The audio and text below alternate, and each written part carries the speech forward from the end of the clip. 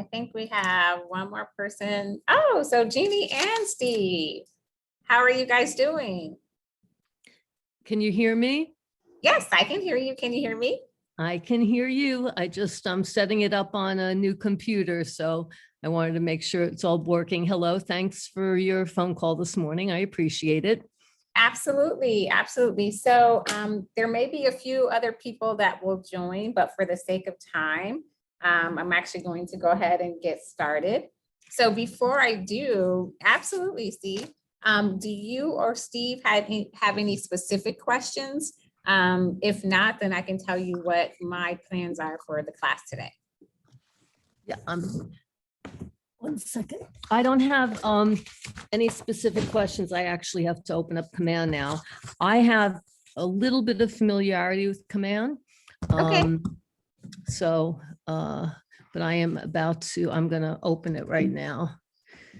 So I think what I'll do is this, I'm going to go ahead and share my screen, but what we're going to do is I have about 5 things that I'm going to recap and troubleshoot, meaning these are the top things that I see agents kind of having some issues with or challenges with. So what I'll do is I will cover those 5 things. And then at any point in time, you can stop me to ask for clarification, or if that's, springboard something else and it, generates another question, just reach out to me. Does that sound good? Like a good plan? Sounds like a plan. Okay, so let me share my screen. Okay, mahalo. All right, so let's go here.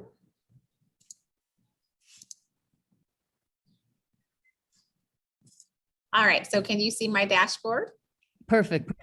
All right, so couple of things. When you're talking about how to get paid in Command, everything begins with a contact. And the reason why I say that is because it's true. You cannot get paid if you don't have a contact in Command. So actually, I'm just going to take you very quickly through the setup process and then actually start troubleshooting from there. So everything begins with a contact, as I mentioned. There are 2 ways that you can create an opportunity. And I'm going to stop talking for just a quick second about that because there's one thing that I do want to make mention of. We actually are going to launch this Thursday an opportunity challenge. And what that means is we are going to challenge Oahu in terms of which island can create the most opportunities. Opportunity is not going into escrow. An opportunity is just that. I have the opportunity to nurture this client to get to a sell. So I'm going to show you really quickly how to create an opportunity. And that simple step is what we're going to do the contest on. So the contest is going to run from July 1st through the 31st. And again, we're challenging Oahu. And so that will be the opportunity piece of it. So I just wanted to put that little shameless plug in about that opportunity challenge contest that's coming up. So going back to how to get paid in Command. So there are 2 ways to do it. My personal opinion and one of the best practices from KWRI is actually to start within the contact card. So actually, what you would do is once you click on the contact card, so now I'm in the contact card and I just randomly chose Aaron IU. So again, everything begins with a contact in Command. This is my contact. Now I want to go to the left-hand side or the right-hand side. We click on opportunities. For those people that watch my training all the time, I'm going to say teal is your friend. This teal underline, you'll see my microphone hovering over it, lets me know that I'm in opportunities. How you create an opportunity, you simply hit this create button right here. It says create opportunity. There's a couple of things that I do want to specify for creating creating the opportunity, which leads you to how to get paid in Command. So if you go in the contact card, which is the best practice, it's going to auto-populate your market center.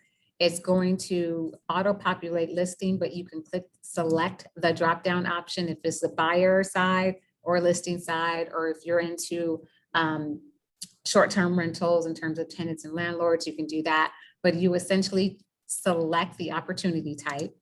If you are on a team, you would select team. If you're not on a team, no need. And then it's going to automatically populate you as the owner. Again, this is from the contact card. Then the client's information is always going to auto-populate. If you've attached Aaron or whomever to a significant other or spouse, their spouse will also pre-populate. And then the opportunity name. So this is where it's slightly different for island, or depending on your island. So for Maui, we have the client or the contact name, whether it's a listing or buyer. And then for Maui, you would just add whatever the address is. The caveat is this: if this is the buyer side, you may not necessarily know right now what property you are going to make an offer on. So you can always come back later and I'll show you how to address that.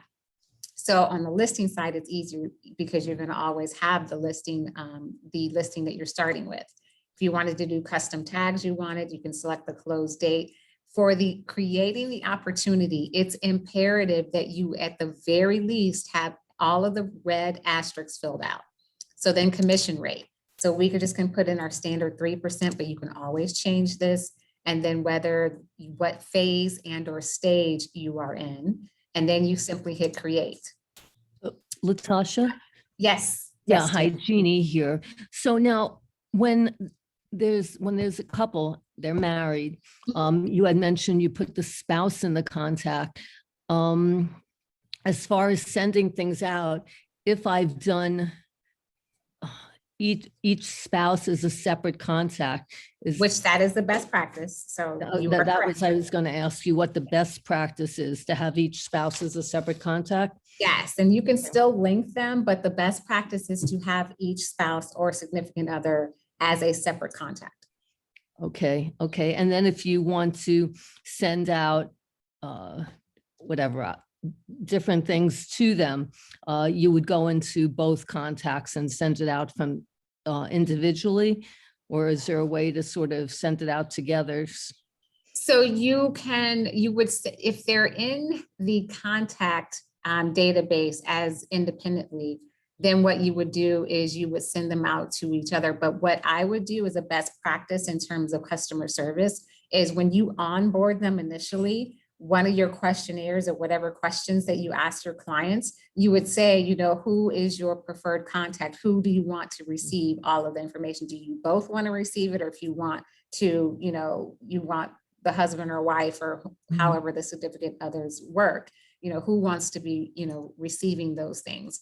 So I would just clarify that at the onboarding process, then that way you're in compliance, and then you can always flag the contact, this contact does not want to receive, the notifications, please direct them to whomever. So that's what I would do is I would begin to, if you haven't already, I would make that a part of your onboarding of the client or the contact to figure out who wants to receive what. Thanks, great recommendation, appreciate it. Okay, you're welcome. So then how I simply created the contact, going back to the contest, that's all you have to do. And you just keep doing that. You can do it for all of your contacts. So once you have your contacts or the opportunity created, going back to how to get paid, I'm actually going to go into opportunities now. So within the opportunities applet, and just as a quick FYI, if you want to fan these out, you just hover or click on the red portion at the top of the right KW red background, and it will fan out all of the applets. So this is our dashboard for all opportunities. So within the opportunities, let's do this. I'm going to go into here.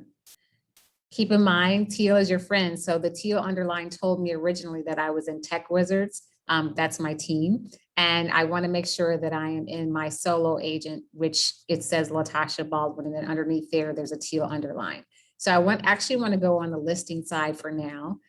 These are my stages and phases. So I'm going to go into under contract because I started this one yesterday and it's going to make training easier. There we go. So I'm going to go into Robert Eikenberry only because I started this. So remember I talked about on the buyer side, if you go in, you may not necessarily know the address. The other caveat that I want to say is this: especially depending on your island, depending on if you have like land deals. More so on the Big Island, you'll run into this, and you will run into isolated pockets both on Maui and then also the Oahu in terms of land deals. So if your land or your parcel does not show up when you try to attach it, the best practice is, you see where it says general information and then property. If you hover to the top right corner, you're going to see a pencil. So you would select that pencil. Then you would just manually type in, whether it's a lot number, whatever it is, you would manually type that, save it, and then that's how you would update it. Because keep in mind, you have to have a property associated to your opportunity in order for you to get paid in command. And then also going to the opportunity name, you can click on general information and you can update anything within the opportunity name in that specific area. So those are the two things that I wanted to call out. So now going back to how to get paid. We talked about, again, just recapping, creating the opportunity, naming the opportunity. I think for Oahu, it's slightly different, but Maui, again, it would be the client name or the contact, lister or buyer, and then the address. So we also talked about adding the property, how you do that. Another thing that I want to call out on the listing side, you see where I'm hovering over here where my headset is.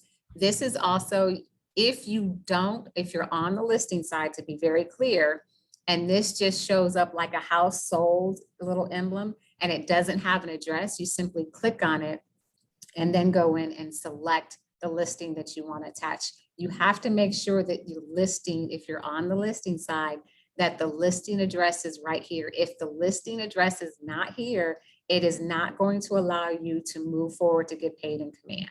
So questions, comments about that piece before we move on to the next one? Good. Okay, so offers and commissions. So we're getting closer to getting paid. So I've already done this to make it easier and to save me on the time for training. But again, we're on the listing side. This is my client. This is the address in Florida that he is going to be purchasing. So on the listing side, the cool thing about using Command, whether you use Command as your primary CRM or not, one of the cool things is that you can create all of the offers, add them in, and if you wanted to compare these offers, you would just simply select here, you see these boxes, simply select them and see how it says compare offers, how that highlighted. So then you would click on that and then it's going to show you like the comparison. So it's going to do a side-by-side comparison in terms of the sales price. It'll tell you, you know, what's cash. Me, just as the guinea pig, if you will. This is an all cash buy. Samantha has a partial cash and then what she's going to be financed for. So it does a nice comparison for those of you that didn't have a CRM in which you were able to do this. This is a really cool thing to be able to, at the click of a button, be able to download this, or you can email it directly to your client if you're using Command as your CRM. So that's a really cool feature. So let's go back to where we were. So let's just say, for the sake of getting paid, we're going to accept this offer, which we already did, or I already did. So now we want to go to manage commission. So there's a couple of things that I want to point out in terms of how to get paid. You first want to make sure in the edit general information, you're going to make sure that you edit the contract date. Right now it's in red because it's going to let you know that you cannot do anything until you complete this part. And then it'll also show up on the right-hand side where it says here, missing information on the contract date. So I'm just going to go in and arbitrarily just put in today's date for my contract date. If it'll let me, there we go. And today is the 22nd. So then I'm just going to say save. Okay. So a couple of things that I want to point out in terms of troubleshooting. The thing that I want to clarify, you see where it says add another agent and then add a co-broker payment. If there's no other fees that are coming out of your commission, you do not need to add another agent and or another co-broker. The only time that you would select add an agent another agent or add a co-broker if you have an existing or some sort of contract with either another agent or another brokerage that says you are paying them some sort of portion out of your commission. If that is not the case, you do not need to add another agent and or another co-broker. This is for your payment only, what you are responsible for. You are not responsible for anyone else that may be a part of the deal. The only time you would use that again is if you have said to them, I am going to pay you 2%, 3%, whatever the percentage is of this, of my commission. So if that is not the case, you do not need to add that. So I wanted to be very strategic and very clear about that, because I do see a lot of agents struggle with that. The other thing that I want to, oh, yes, Jeannie? No, finish. I'll remember what I need to ask. No, go ahead. I'm done. With the add the agent. So let's say the husband and wife are the lister and the co-lister. And you might want to allocate all the commission to one or the other, or you might want to split it in some way. How would you handle that? Great question. So if you are basically in dual agency, the best practice is for whoever is on the listing side, whether that's the husband or wife or however that, relationship is, you would create your commission on the listing side. And then what you would do for Maui is then, and I think this is also true for Oahu, on the notes section, which we're going to get to because there are a couple other things I want to call out here. So where it says add note, you see that, Jeannie, over here on the right-hand side where I'm hovering. So then that's where you would say, I'm a dual agency. If there's additional nuances to whatever the commission needs to be, then that's where you would put that information in. But again, the best practice is to initiate your commission on the listing side. Yeah, well, let's say it's not dual agency. So I'm using the example, Steve and myself. So let's say he's listing, I'm co-listing on this one property, and it's not dual agency. Let's say whatever, Coldwell Banker is on the other side. And let's say the commission is $10,000 and I want Steve to get all of it, or I want to get all of it, or I want to split it between us. Do I need to make any indication in that payment, like adding another agent? Yes. So if that's the case, you were absolutely correct. Yes, you would need to then either, in this case, add another agent, which would be Steve, and then you would just say whatever the percentage is. The other thing that I do want to mention, which coincides nicely to what I was actually going to say, was where, see right here underneath payment, and then it has my name, it'll have your name in your case, and it says agent units. You see where it says 1. I'm going to go ahead and edit agent so you can see that where it is when you edit it. So currently, and this is how the system works, every unit or property is considered 1. So if you are splitting the unit based on, a 60-40 split, going back to the same example, or if it's 50-50, what you would do is you would do 0.5 for you, and then just make sure you hit auto calculate commission. And I'm actually just going to do this so you can see how easy it is. And then I'm going to hit calculate commission, and then I'm going to do save changes. So then it's going to give me an error message because my commission is still off. So then here, going back to your example where it says add another agent, I'm just going to do Steve. And there you are, Steve. Yay. So Steve's also going to get 0.5 of this. There's no other deductions. So then I'm going to do save. And you see how that takes out all the error messages? So that's how you do that. Yeah. Okay. So that's how sorry, I'm listening. No, you're fine. So that's how you do that. So the agent, the unit, and the commission each are they're related to each other. Like you can't have one agent and half of a commission. Correct. Yeah. Now this is only, this is only in the case where the commission or whatever the percentage is coming out of your commission only. So that's the only time this applies, but I just wanted to be very clear. Understood. Okay. Perfect. Okay. Okay, So that was appreciate the other troubleshooting thing that I wanted to mention in terms of how to get paid. The other thing is regarding the note section. So there's a couple of things, or two things actually. Let's go to edit agent payment here. Let's say, for example, you have a TC, and how do I enter the TC information? So if you go all the way to the bottom, it's going to say where it says extra payment options, and then it says add item. So I'm gonna click on add item. There's a series of drop-down options. You can do bonus, concession, deduction, outside referral. We're just gonna do deduction. Then what you would do is if it's a straight 500, you would do that. Keep in mind that you need to have the social security number or the EIN number of your TC.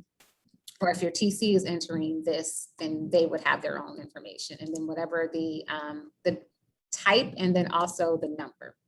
You have to have that in there. I will say this, there have been agents that didn't know this, and then they put just like 111, 111, thinking that they were gonna bypass the system. It doesn't work. So it will initially accept it, but once it's submitted to the MCA will not be able to generate your DA until we have the actual ID number. So whether that's the social or FIN number or whatever it is, you have to have that actual number in order to have a DA issued. So then the description, since I've just been doing this, I've got a bunch of set parameters. So then you would say, you know, if it's a TM, I know Oahu refers to them many times as a transaction manager or TC, whatever your vernacular is, and then who it is, their name, and then pay to, and then whatever their address is. I'm just going to do 285, see if that populates. West. There we go. So then I'm just going to do the office phone number here. I'll just leave my email for right now. And then you just simply add it. So then what's that going to do is see where it says additional deductions. Now you've got that additional $500 deductions for your TC, and making sure that I have all that information in, and then I hit save. And so you'll see it here. And then it lists, in this case, going back to our example of Steve in terms of what he's getting out of it. So list out everything in detail. So then what you would do is you would go through this process to make sure that everything is correct. If it is correct, then there's a couple of things you need to add. And this, I think this is also for Oahu as well. So in the notes section, you need to do the following. You need to address who is paying GET. So I'm just going to say GET. You also need to have your escrow company name, the officer name, email of the officer, and then your escrow number. And then if there's any other nuances, and then in this case, we would just reiterate that, you know, Steve is getting, we would say something like Steve is the or partnering agent and getting, you know, 50% or whatever it is, 50% of my commission. So whatever nuances that you have in this deal, that's what you would save in your notes. And then you would make sure that all of that is correct. And then you would hit submit. The key thing that I want to say is you want to make sure that you start this process at least 2 weeks prior to close. When you hit submit, this is actually going to the NCA. For Maui, that is Shelby. For Oahu, that is Christy. And all of the communication from this transaction as it relates to how to get paid goes to Shelby. Nothing that you do on this side of command goes back to Rob for compliance. That's a completely separate transaction or function. Right now, we're talking about how to get paid. So I just want to be very clear about who this is going to. And then after that, well, actually, I'm gonna stop talking and see if there are any questions, and then one other thing, and then we'll go from there. Any other questions? Latasha, I have a question. Yeah. What kind of wording do you use to indicate whether or not the seller is paying the GET for you or not?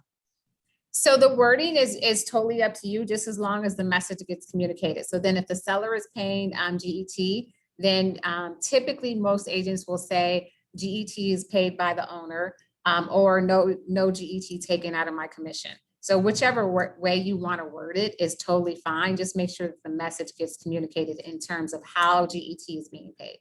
And if you want to even say, some agents will say, you know, I'm paying GET separately, just so that the MCA, in this case Shelby for Maui, knows that there's no, you know, nothing else being taken out of this commission. Okay, thank you. You're welcome. So any other questions? The last thing that you would do is, once you hit submit, as a best practice, just to make sure you have a record of communication with Shelby, would be to separately send an email to Shelby. And within that email, just list your property name. And then within the body of the email, you want to have your agent name, your email will be on there, so no need for that. And then the opportunity ID, which I'll show you where that is, just as a friendly reminder. So I'm going to go back into details for now. And underneath details, remember teal is your friend. It lets me know I'm in details because of that teal underline. This is your opportunity ID. So you want to make sure that that is in the body of your email, and then your escrow company name, officer name, and then email. So the best practice, let me go back here for a quick second, is once you hit, I'm gonna go back to manage commission. So remember we talked about in the notes where you put all of this. What I tell agents to do is I just tell them, once they type it, copy this, and then go into your email and paste it. So then wait, you're not entering it twice, and then just make sure that you have the opportunity ID as well. And that is all you need in order to get paid. So comments or questions? All good? Yeah, thank you. Okay, Latasha, so I yes, think I might yes. have missed something. So after you hit submit, then you have to send an email. Yes, and the reason why you want to do is, it may seem like overkill, but you also have to look at it like this. We have, for Maui, we've got over 300 agents. And so depending on, you know, how many agents are doing deals, Shelby gets a lot of information thrown at her. So it's always good to follow up with an email, just as an extra ping to say, hey, you know, just want to let you know I submitted. You know, even though she's going to be checking command on a daily basis, it never hurts to have that follow-up email. Okay, and then all the notes would go in the email subject line or in the body of the email?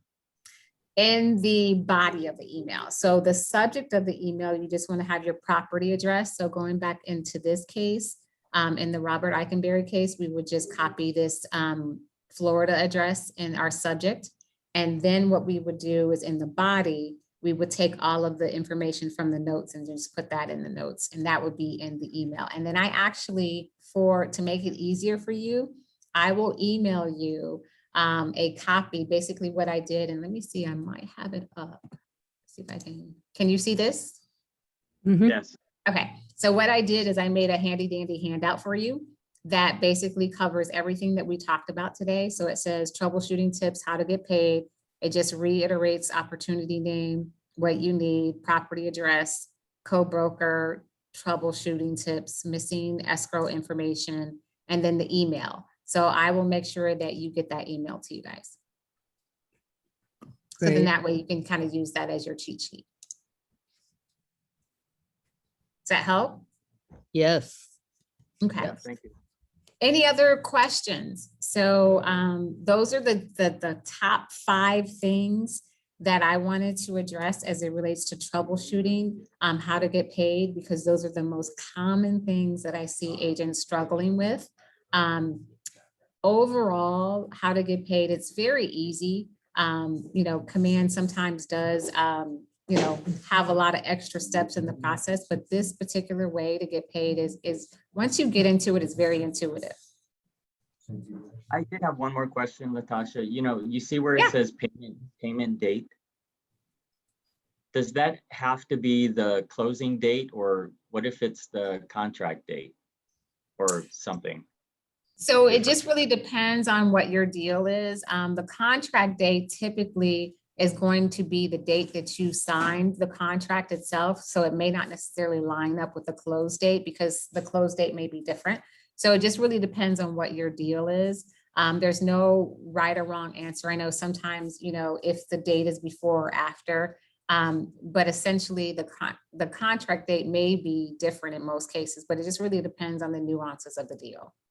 No, I guess what I was trying to get at is, I put in a commission for my listing, and I indicated the close date is going to be in July, but that payment date, it didn't change to the closing date. And so the payment date has already expired. So is that going to impact the commission? Oh, yes, yes. So what you would need to do is you would need to go in and edit that information. But at the very least, what I would do is I would email, if you haven't already, I would email Shelby with the new date.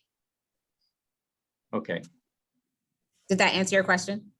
Yeah, I tried to change it wherever I thought I could, but it still wouldn't change. So, Gotcha. So okay. yeah, what I would do is if it didn't allow you for whatever reason, then I would just ping or email Shelby and then just let her know.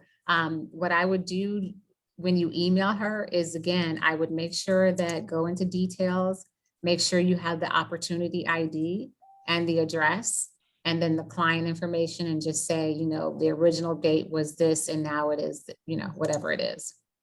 Okay. Great question, though. Anything else?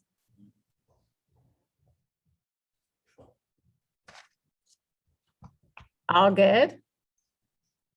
Okay, well, thank you so much for joining. Again, we wanted to just highlight some of the common things that agents are having challenges with as it relates to getting paid. It's pretty straightforward. There's sometimes there's nuances, but we just wanted to share, kind of 5 strategies to help you in terms of getting paid efficiently and appropriately. But again, make sure that you start this process at least 2 weeks before your closing date, just to make sure you have everything that you need so you can get your DA and get everything done completely, or excuse me, in a timely manner, so that when you close, you can actually also get paid on closing day. All right, so I will make sure that, actually I'm going to make sure that I email everybody. Jeannie. Yeah. And I will email you that little tip PDF document. I'll email you that shortly. And then this recording will actually be up probably within 24 to 48 hours on our YouTube channel. If you haven't checked out our YouTube channel, it's MC1002. The recording will be there. And then I will go ahead and email this handout for you. So thanks so much for your time. I know you all are busy. I appreciate you taking the time in this power session to talk about how to get paid. Thank you. Yeah, have a great day. Thanks for your help. You're welcome. Aloha.